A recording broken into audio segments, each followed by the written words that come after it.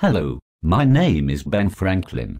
I want to tell you about the wonderful, but not perfect Constitution that we wrote. I think it has beautiful system of checks and balances, nicely illustrated on page 155 of your textbook. You see, we do not want any branch of the federal government to get too powerful, especially the executive branch. Each branch can slow or stop the action of the other branches. Brilliant. But as we worked to write this Constitution, I often looked at that sun behind the president without being able to tell whether it was rising or setting. Would this be the beginning of something great or the end of our revolutionary efforts? When we met together in Philadelphia, we threw out the Articles of Confederation and started from scratch. Our meetings had been held in secret, so when our Constitution was published, many people were upset. It took 10 months of arguing to get it ratified. On one side there was the Federalists. They were supporters of the Constitution. They believed we needed a stronger federal government. Get it? Strong federal government, Federalists. People like Madison and Hamilton thought a strong national government was okay because there were many checks in place to keep the government from becoming too powerful. I tend to agree that we needed to strengthen the federal government in order to be successful. Most Federalists were city folk. Many rural, western areas saw the Federalists as educated, wealthy elites, and they didn't trust them. Luckily, the Federalists were very organized and worked hard to gather public support. Opposing the Federalists were the anti-Federalists. They might have agreed that a stronger government was needed, but they did not think the Constitution that was written was the way to go. They all had different opinions about what to change, so they were not as unified. Mostly, they distrusted a strong central government. They did not want to go back to a system like the one they just fought against in the Revolutionary War. They wanted to maintain states' rights.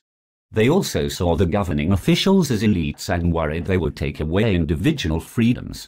Some of their leaders were Patrick Henry and Samuel Adams. The Anti-Federalists wanted a Bill of Rights to be added to the Constitution. Many states already had something like this, a list of certain rights guaranteed to the people. This was the focus of the debate over ratification. It was decided that 9 of 13 states would be needed to ratify the Constitution.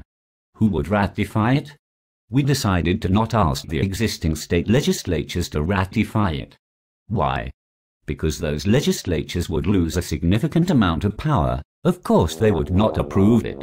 So we asked each state to form a special ratifying convention to vote for or against the Constitution. Meanwhile, my friends John J. Alexander Hamilton and James Madison were writing essays under the pen name Publius to defend each part of the Constitution.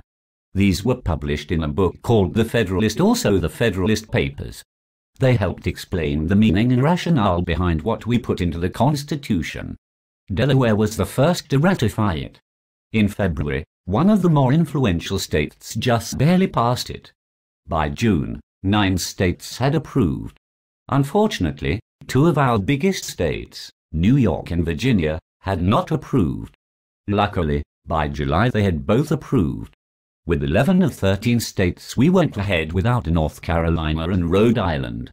Many of the states only passed it with the promise that a Bill of Rights would be added and that Article 5 would allow both Congress and state constitutions the right to add amendments. After congressional elections, the first order of business was to pass the first 10 amendments, or the Bill of Rights.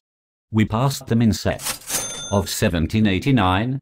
The First Amendment outlined many personal freedoms, such as the freedom of speech, religion, and the press.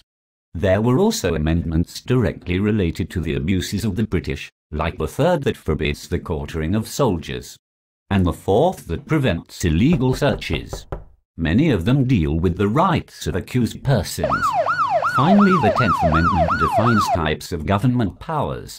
Delegated powers are specifically written in the Constitution. Some are only implied.